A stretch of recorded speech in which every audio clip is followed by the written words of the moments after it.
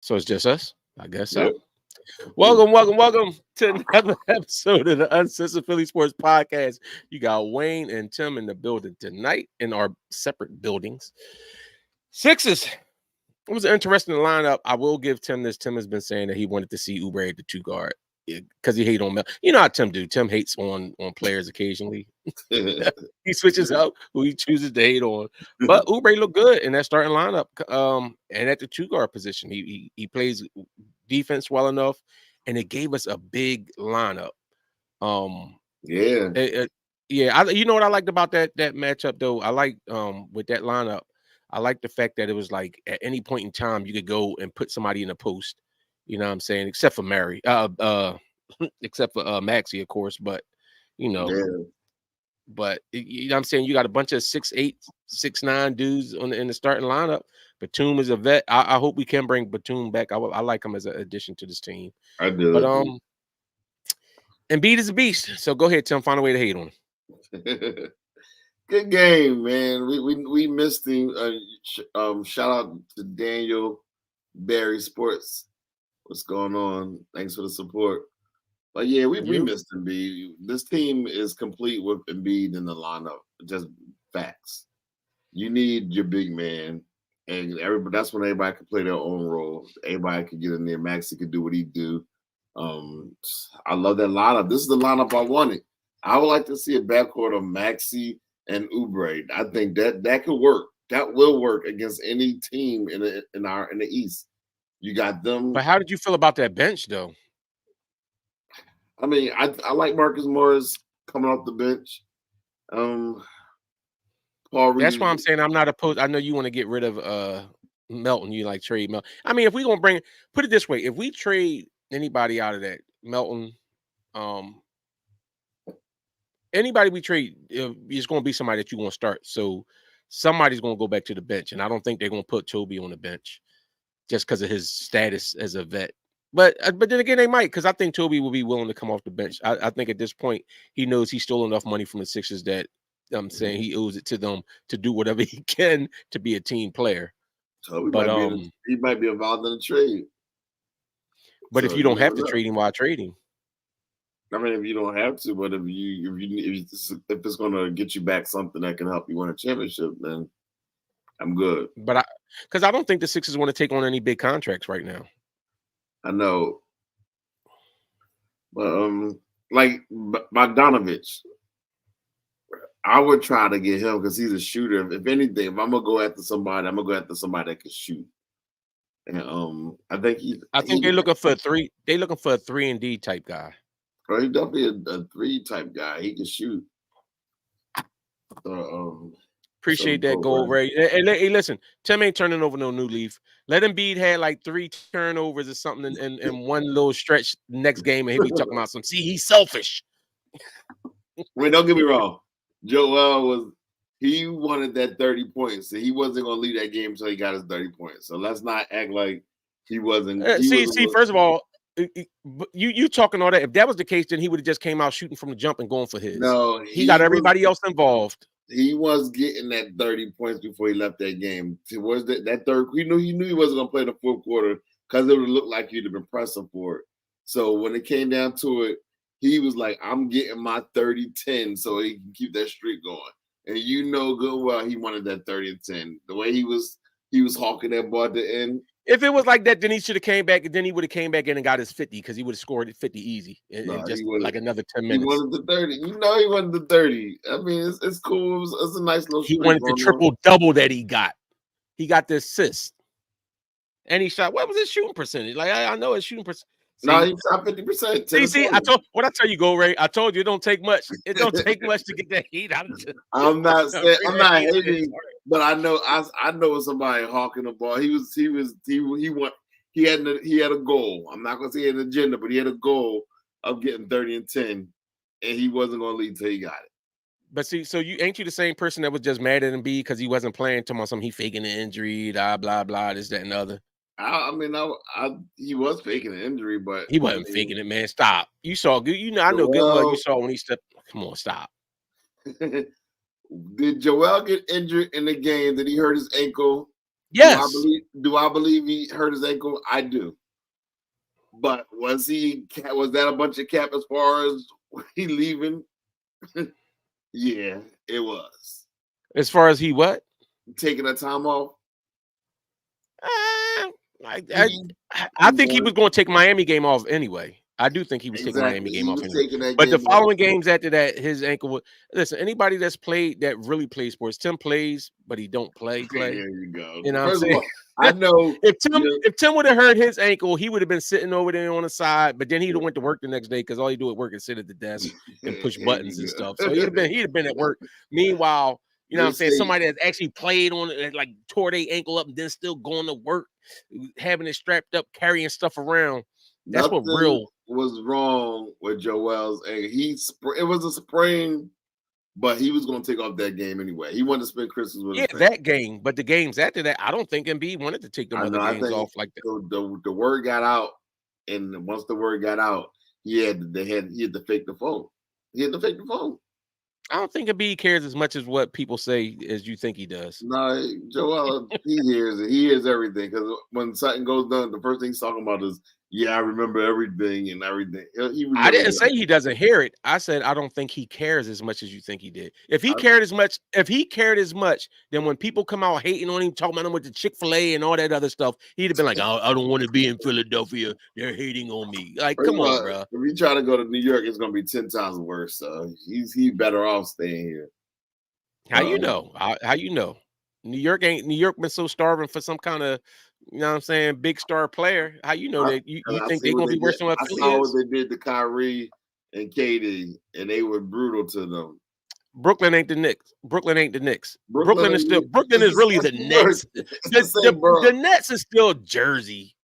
Here we go. It's New York, and they were brutal. The New York media was brutal to Kyrie.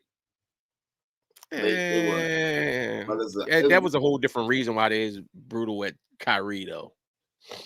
Listen, I'm not. Let me see. What was this? No hate on Joel today. Yeah, you already did. See how easy it was to get him. See how easy it was. See how easy it was to get him there. It was no hurt, no hate, no shade on Joel. He got a triple-double. He paced the team. I mean, remember, we've been struggling with Chicago all year long.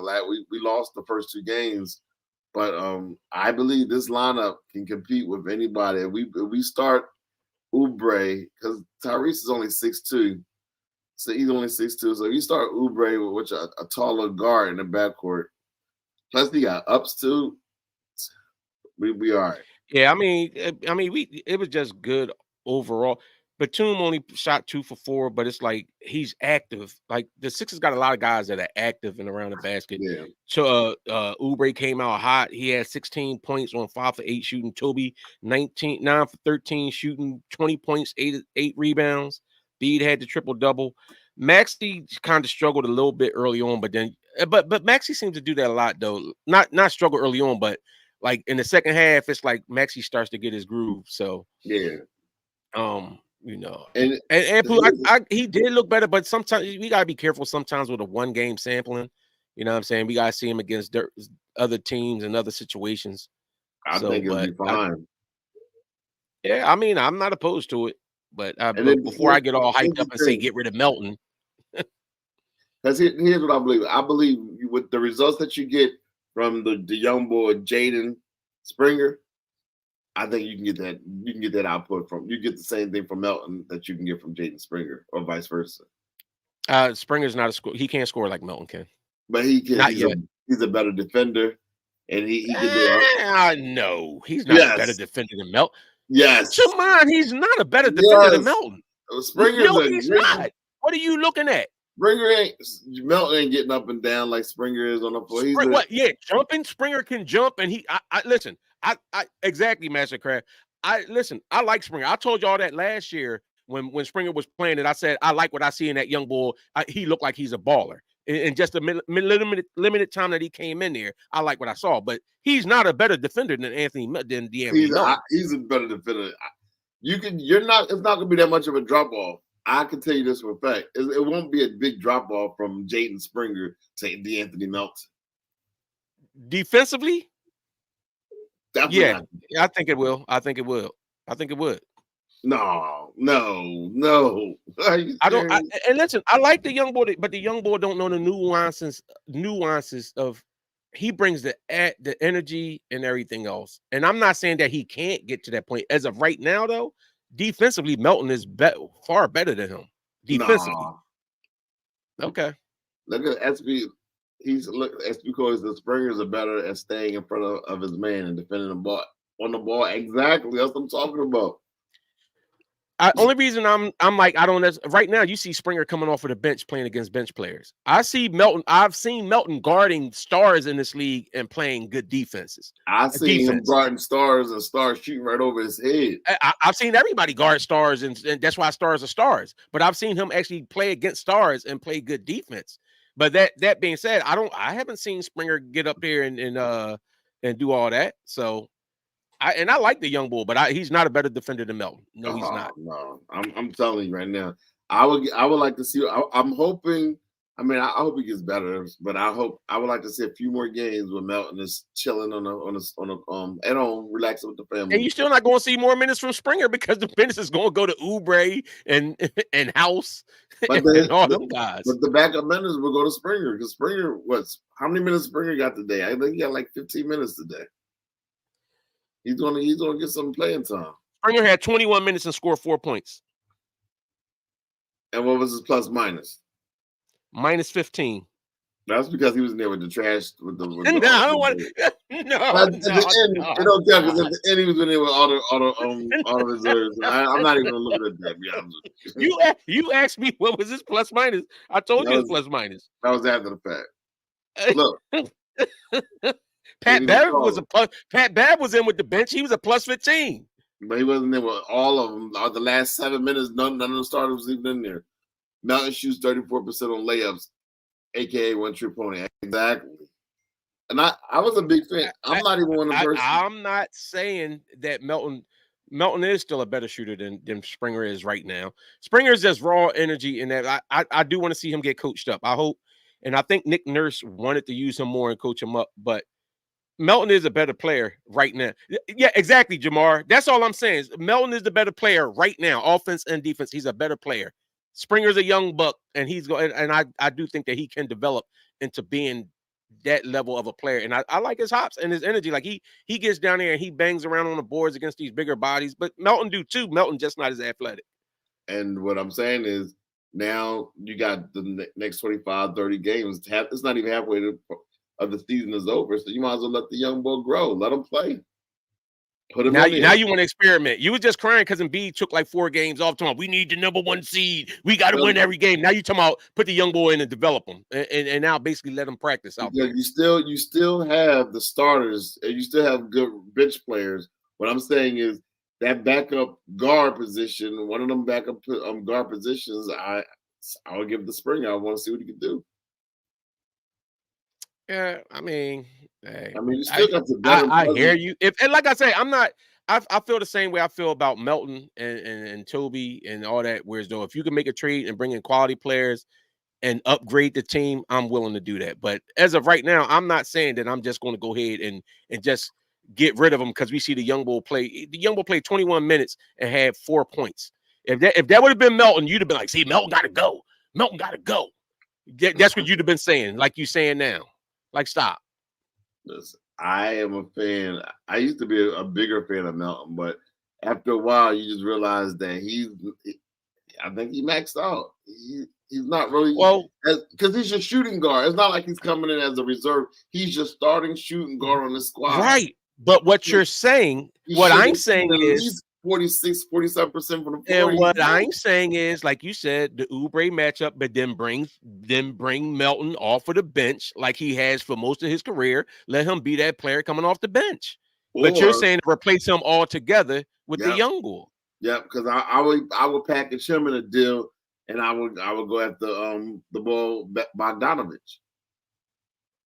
Or someone similar to him, somebody that can shoot, because you're gonna need shooters in the playoffs. You need people that can shoot over zones. You need somebody that can knock down stuff, knock down shots. Especially when somebody is out. I wouldn't be mad with Siakam. I gotta look at his contract though. He's a free agent. He won a max deal. Siakam is a free agent at the end of this year. Yeah, he's up. His contract is up. That's kind of what the problem is in Toronto right now. He wants a I'll take him in a heartbeat because if it don't work out, let him walk. Yeah, but then, I take him. But like last year, they let remember they let Van Fleet leave, so they're not going to just let him leave without some type of compensation. You can't just so say, wait, where do y'all get this as saying that Springer is a way better scorer than Melton? What shows this? Where y'all seeing Springer as this great scorer? X-Man, I don't think you'll get a straight up trade for Siakam for Tobias. For one, teams basically that would be Toronto just doing you a favor. And they're not going to do that, especially since you got the old coach here and this, that, and other. So they're not going to just do that. If you go to do that trade, you're going to have to give them a little more. Even though both of them are expiring contracts, it's like, what's the point in it for Toronto? The Sixers have a point in doing it because it makes their roster better. Toronto ain't going nowhere, so why would they take on that? If Toronto, unless you get a 3-team deal going on, Toronto's going to want draft picks and young talent maybe to try to build, which they really need. They really need to trade for young talent. And if you're being honest. You might be able to get them Springer. They might take Springer. What you would have to do is you have to get first of all some type of guarantee from Siakam that you're going to sign him to a long-term deal. No, you don't. No, you don't, because you can't do that. First of all, you can't do that. I mean, if you're going, you really can't do it. But if you're giving up a draft pick, you got to do something. You're not going to give up a first-round pick just for him to walk at the end of the season. Why not? If you notice, this is what the Sixers is building their team up. All I'm saying is you are going – if you're trading for him, anything you trade for him right now, unless it's draft picks or something, and even if it's a couple draft picks. That's what I was saying. Let's go get Bogdanovich. If you do – Bogdanovich, does he play defense? He shoots. The Sixers got offense. They want players that play defense and offense. We did all this. Remember this? We did all this when we got all the shooters. That when we went against Atlanta, we had the Seth Currys and Tobias, and they scoring and they shooting, and then we couldn't stop nobody. We couldn't stop nobody that series. No, because how tall Bogdanovich is a small forward, so he's tall enough that you could use him. He'll be perfect. He'll be a perfect. I'm not saying that I wouldn't take him, but I don't want no stiffs on defense on this team. Because I think that's what makes us as great as we are, as good as we are now. But I'm saying, really, that's good. What'd you say? Get Dwight. Let's go get Dwight Howard. Yeah. Nah, boys be having to watch their back all day long with Dwight around there. He be like, "Good play." I'm like, "Come on, bro, we ain't doing that." Yeah, I was thinking about Anunoby, but the Knicks made themselves better. I believe they. Thanks, X-Man. He plays no defense. Who? Bogdanovich. Yeah.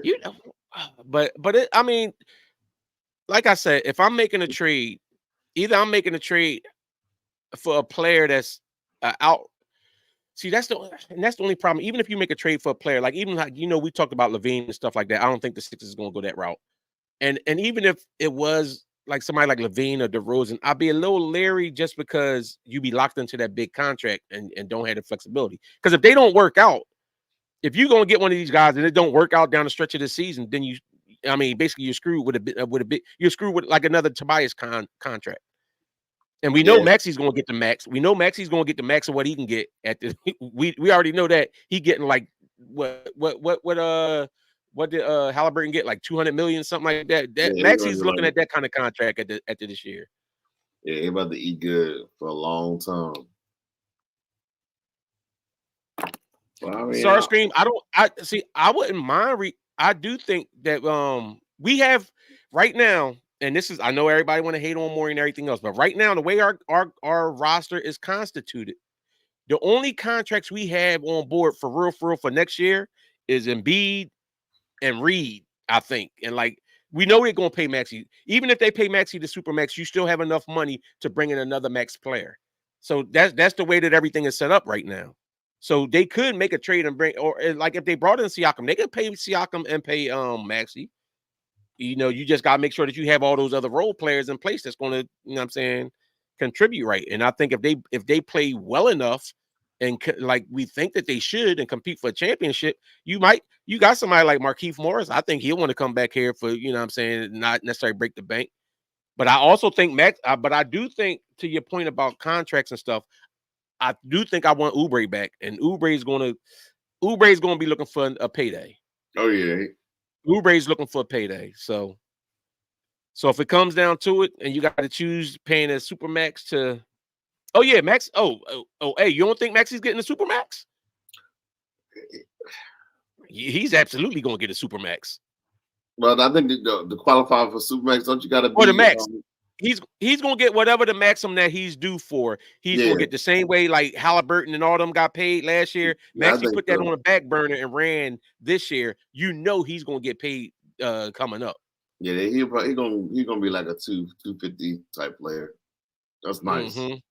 Yeah, Max, not the super. I don't think he qualifies for supermax. Yeah, you gotta be first team or first all NBA, first or second team or third team to qualify for the supermax.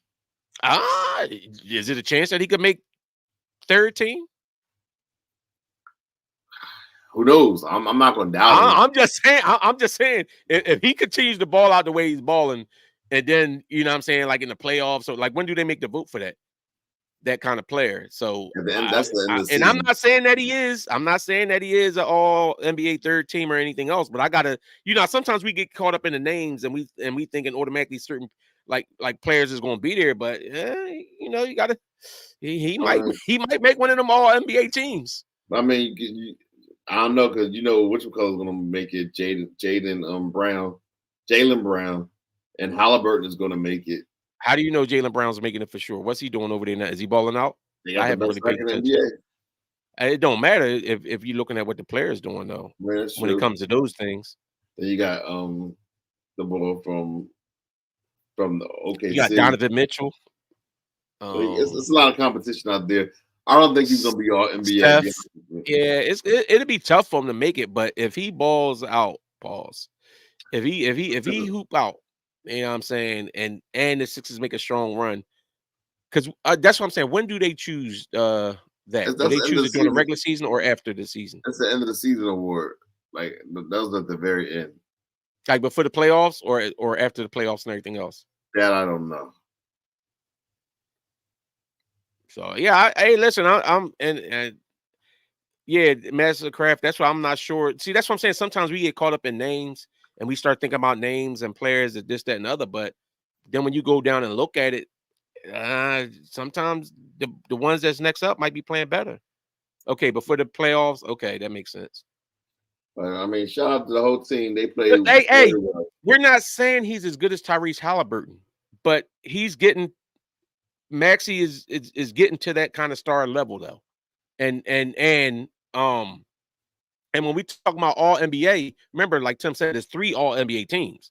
You could be first team all NBA, second team all NBA, third team all NBA. So that's about 6 positions, 6 guard positions that has to be filled. I mean, who knows? But oh yeah. So, SGA is definitely going to be all NBA. He's definitely one that's going to be all NBA. I don't think there's no way they're gonna put what's his name as all NBA though this year. Gun Boy.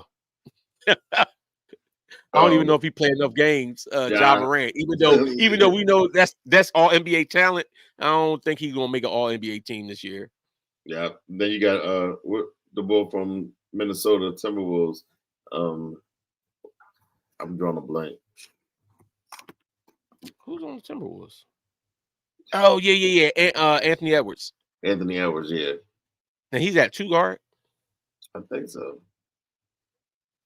So yeah, I mean, it's going to be interesting to see.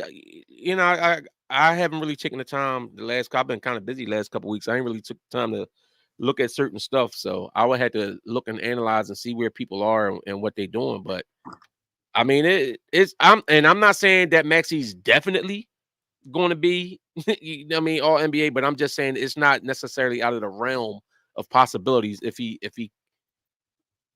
plays the way, especially the way he started the season.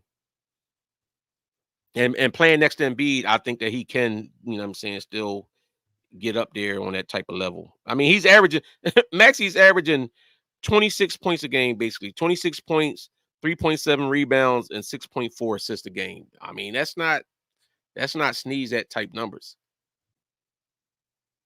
I agree. So Maxey having a good. That's what everybody have. Right now, we look good. I think the coaching is great. Players are playing well.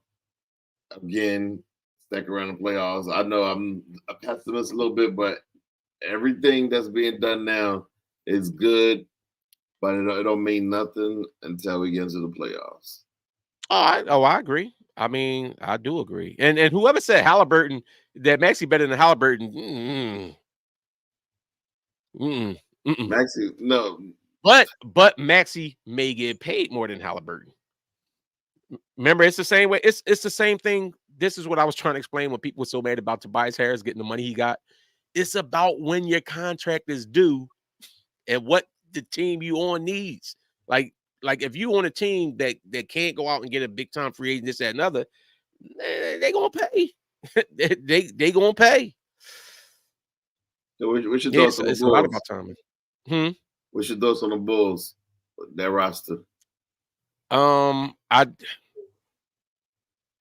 see they in one of them tough type situations where you have talent, but you don't really have enough talent to win it. So I do think that they're going to shop Levine around at some point. Because they've actually been playing a lot better without Levine. Not to say they're a better team, but they've been winning a lot of games without Levine. I think I keep hearing LA is where he's going to be headed toward, like that team. Well, they also winning without what's his name, Vukovic, but they ain't going to just say, okay, we don't need Vukovic no more. We're going to make Drummond our starting center. Yeah. You know what I'm saying? Drummond been balling though. Drummond, I like Drummond. I mean, I do. Drummond, like John, it's funny, John, you was just saying about timing. Drummond's career was bad timing. Drummond came in the league when the big physical man, like in the post and everything else, was starting to get weaned out of the league, and that's pretty much what he is. He's a throwback type big man. Yeah, if he was playing in 95, when he came in the league, if he was back in the 90s or the 80s, oh man, he might be getting big money right now. He might have been Ben Wallace. Not that good, but you know. But but at this point, like he can't even shoot free throws either. Like you get down and play physical and everything, but you got too many guys now that are bigger players, taller, and with more skills. Hey, listen. No, even Starscream, even in Drummond's beginning of his career, Drummond was a rebound machine. Like this boy was grabbing all kind of rebounds and stuff, but he had no bag, no offensive bag. And in this day and age, you gotta have bigs that have some kind of. You gotta have something. You can't just be the tough physical dude as the big, and be considered a big time player. Yeah. Well, our next matchup is Friday. Forget who we go up against on Friday. Is it the Hawks? Who we play? I think we play against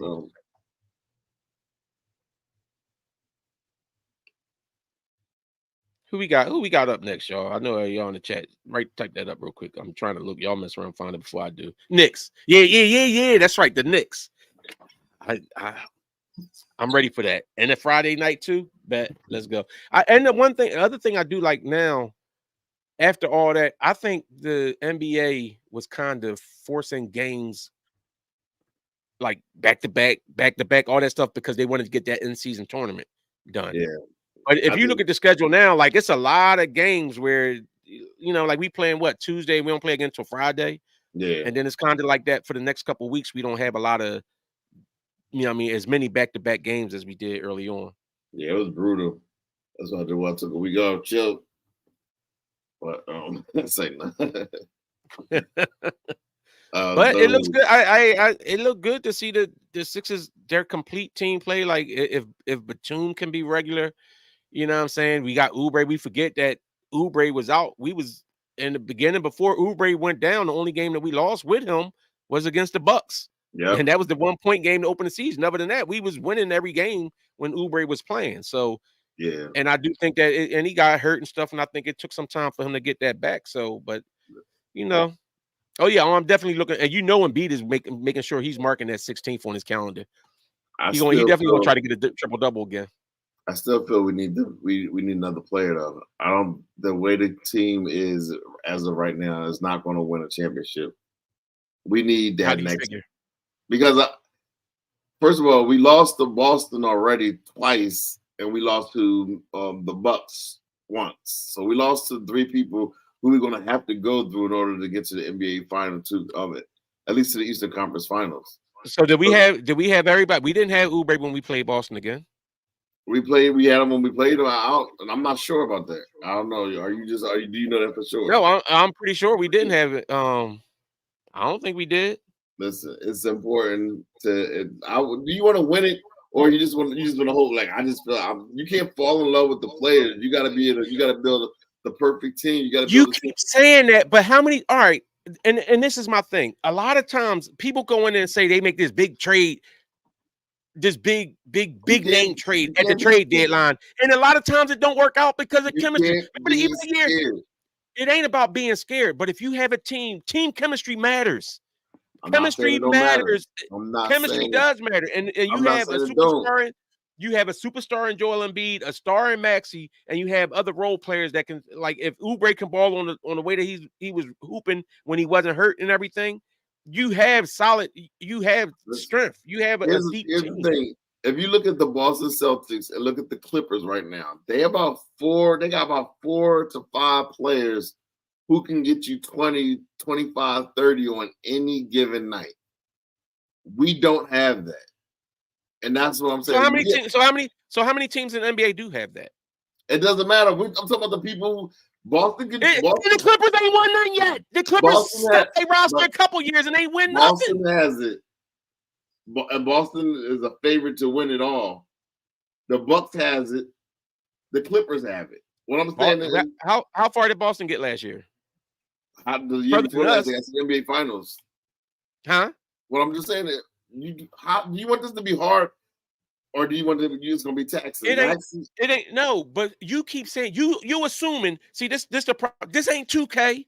This ain't fantasy basketball where you just plug a name in and no stats is automatically going. You still need chemistry. You need chemistry on a team. You can't just put names out there. I'm not plugging a name. I'm saying if you want the ball game to be easier for Joel Embiid and for Tyrese Maxey, it's also good to have a player that's out there that's a threat that you can't just double up on Maxey or double up on Embiid because you got somebody who's gonna drop 30 on you at any time. It don't have to be somebody that could drop 30. That's like if the Sixers actually had somebody other than PJ Tucker, if they had Batum in there instead of PJ Tucker, we'd have beat Boston. If you just had somebody that can hit an open shot, then you can't double and triple team. When they start, first of all, Joel Embiid can be singled out by Horford. So if they grab 2 guys and they hovering around Maxey. Joel Embiid is never singled out by Horford. Let's stop the rhetoric. No, he's not. Whenever he has the ball, all eyes is on him and looking to reach in. They are going to clamp down on Maxey. Then you got Maxey and Joel Embiid. They both have been taking out their games. Who is going to carry the Sixers when we need to be carried? You're looking at the team. Yeah. The team is cool, but who's going to carry us when them 2 is taking out the game? Because that's what's going to happen. Any good coach is going to make it happen, like they've been doing it for the last 7 years. No, that's not right. That's not right. Listen, I don't mind. I don't mind if you can bring in a solid star player and bring in a stud star player that's going to fit in with us. I'm with that, but everybody's not going to fit in with what we're trying to do. I'm telling you. We lost to Milwaukee. Stop, man. We lost to Milwaukee by 1 at home, and they gave them that game because they walked Dame to the line the whole 4th quarter. Stop hyping Milwaukee. That Milwaukee game. That was a travesty. They ain't want Dame to come in with a loss on his head. They walked Dame to the line for that game. The NBA made sure they won that game. I can't wait to lace it up against the Bucks again. I'm telling you. What's going to happen is you're going to be so frustrated. You're going to be blaming everybody but Morey. And I'm telling you, the key to us winning it all is get that. And somebody said we need a volume scorer. We need somebody that can get a buck that's an easy bucket. And I think the player that And I'm not saying it got to be a superstar either, but I'm saying we need somebody that can come out and be able to get us can just easily score at will and take the pressure off of Maxey and take it off Embiid. Because you're going to need that. Well, appreciate it, Bernard McCoy. He said, fellas, Pascal Siakam is the answer. He can create off the dribble and draw fouls. He's the playoff answer. I agree with you. Not only, no. That's what I'm saying. To me, I think that's honestly, I think that's the perfect fit right now. But the thing is, what you got to give up for him? I'll give up a first round pick and Tobias.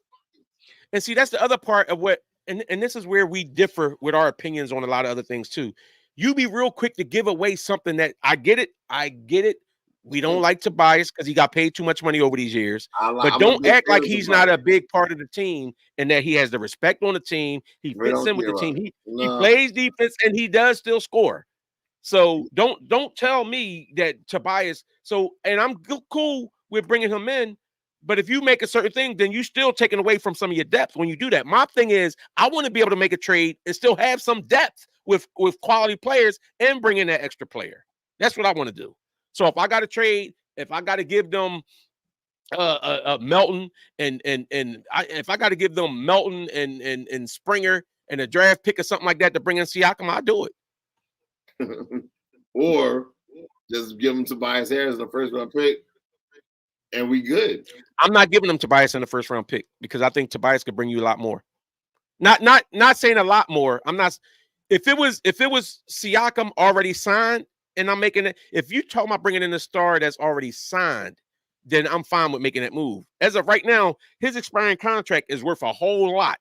So you talking about both sides of your mouth. You talking about both sides. First you saying I'm saying I would do that, but I'm telling you, Toronto ain't going to give him to you straight up because Toronto knows they making you a better team. First, you kept complaining that you didn't want to take on no big contracts. Now we're saying, okay, you don't got to take on a big contract. Like, no, I need a big contract or I'm not making the trade.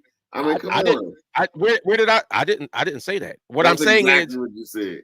As a team manager, if I'm going out there, I'm not just making and I'm saying we still not talking about a straight swap. I said I would do a straight swap, but you're not going to get a straight swap because they're going to make you have to give them more than just Tobias Harris because that's a straight swap for them and they get nothing out of it.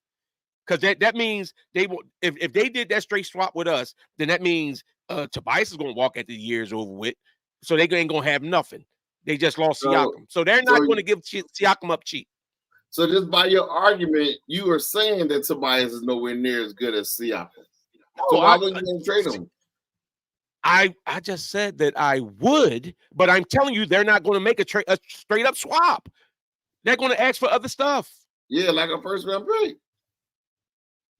I'm not giving up a whole bunch of stuff. Here's the thing, though. By February, I agree. X-Man Siakam is a better player. I absolutely agree. First of all, the Sixers gotta believe that Siakam is their future as well, and then clearly something is missing Toronto because they haven't signed him to a long-term deal. Oh, because it's Toronto's going to try to rebuild around. Toronto is rebuilding. That's why they got rid of Obi. What's his name? OG. So. I mean, Toronto's in the rebuilding stage, so they're going to get rid of stuff. But that being said, if you're rebuilding, you're not just giving anything up. MLTC, Toronto did the same thing with the Knicks, and they're not in the same division. So I don't know the point you're making. They just said they just traded with OG and then gave up their first round pick. They did.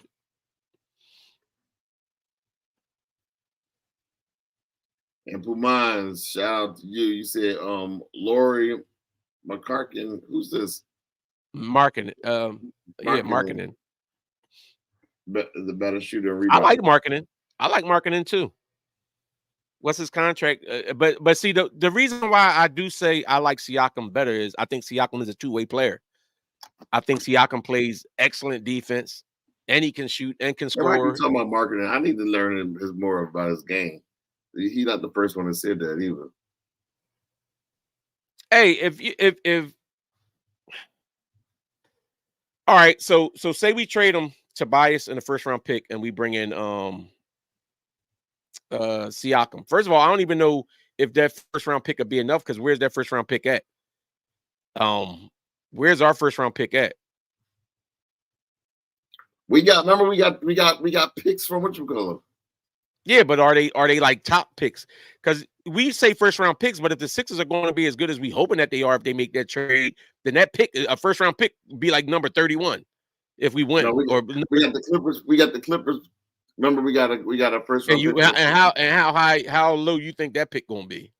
Well, I think that pick belonged to somebody else. I don't even think it's the Clippers pick. It's somebody else's pick that they traded to us. What about the boy?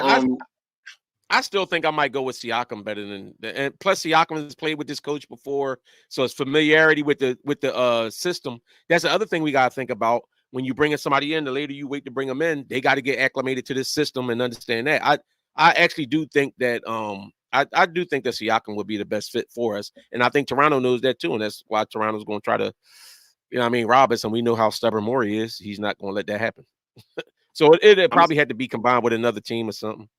I'm still, if I'm the Sixers, I'm looking hard at the Portland Trail Blazers roster because I still like Jeremy Grant and I still like the ball. Wow, I like Brogdon Grant and Brogdon. Both of them to me are, because they're not going nowhere.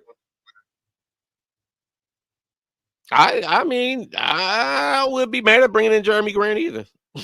I'd take Jeremy Grant. Is Grant under contract? Oh yeah, he signed a long-term deal a couple. If it wasn't last year, it was the year before last. But right now he's averaging 22 points a game. And I'm not mad. I'm not mad at none of the names y'all bringing up. Grant, Markkanen, Siakam. And like I said, the main reason I would go Siakam if I could. First of all, depending on what you got to pay to get any of them. But the main reason I would say Siakam, though, is because Siakam's used to the system. He knows the system. He knows the coach. You know what I'm saying? I'm not trading with Danny Ainge either. I don't trust Danny. Danny Ainge he be playing the Sixers. He's been playing this for the last 30 years. Hey, X-Man, if I could do that, I'd bring Brogdon in a heartbeat. If I could get him for Springer, Cork, and the pick, I'll take that. Siakam 29. I mean, 29 ain't like that's ancient. You know what I'm saying? 29 ain't ancient. Like I say, that if you're talking about winning this year, and we've been through this before. Remember them years? Like remember that year when we brought Toby and Jimmy in and always talking about the last couple weeks of the season. Oh, we got to get the chemistry together. We got to get on the same page. You end up having to do all that kind of stuff. You know what I'm saying? When you bring in other players that play a significant role on your team. Oh yeah. See, that's why I probably would stay away from Jeremy Grant, that contract. They said it runs in 2028. But that being said, a lot of money. you might be able to get Jeremy Grant straight up for Tobias Harris because Tobias got that expiring contract. Yeah. You gotta really want that player though. Do you really want him? And that's the other thing when we talk about contracts. I understand we look at what guys are getting, but if you think that guy is still going to be a good player down that time, because just think about like even if you look at like Tobias Harris when he signed his contract, it was like what? Like him and Middleton got the same contract or whatever like that. Like they was getting contract like they was the big time free agent types. Now that money looked like it was like crazy big money, 150,000, this, that, and other. Now these dudes are getting like 150 million. These dudes getting 200 plus million now. So in about a couple years, the contract that you got this year, 3 years or so, that contract is not going to look as bad. Like right now, it look like we got Joel Embiid on the cheap, for real. But that's because he signed that contract a couple years ago. Yeah, actually, it's not bad. He do got a lot of deals left on it. He got a lot of years left on the deal. He got 1, 2, 3. Jeremy Grant. He got 4 years left on his deal. At the end, he's gonna be making $36 million. But 29. And how old? I'm not sure how old is he. Oh, Joel is definitely being underpaid now, but he got his money when he got his money. Yeah, and that's the thing about the NBA. You get that player, and I do agree. Like now that being the case, I do understand like where y'all be saying 30. about marketing being younger, like guys being younger. You know what I'm saying? Because if you get these guys younger, what you say? They don't What you said? restructure NBA contracts. No, they do not restructure NBA contracts. Once your No. deal is your deal, but it's guaranteed. Teams guarantee those contracts. Yeah, so if he'll be 30 in March, so that means toward the end of his contract, he'd be like his mid-30s. He'd be like mid-30s and stuff like that. 34. 34 ain't bad. Yeah, but that's all I'm saying is, and plus the the stuff goes up and everything else like that. Like just the rate, the contracts go up. His agent. He got to be his agent. Who? He wasn't Joel to get a 5-year, $350 million deal. He might get a 5-year. I mean, he could have. He could. If he was a free agent now. No. Actually, Austin Reeves, maybe. I'm not mad at that. No. I'm not mad at that, Ampu. What'd you say, Tim?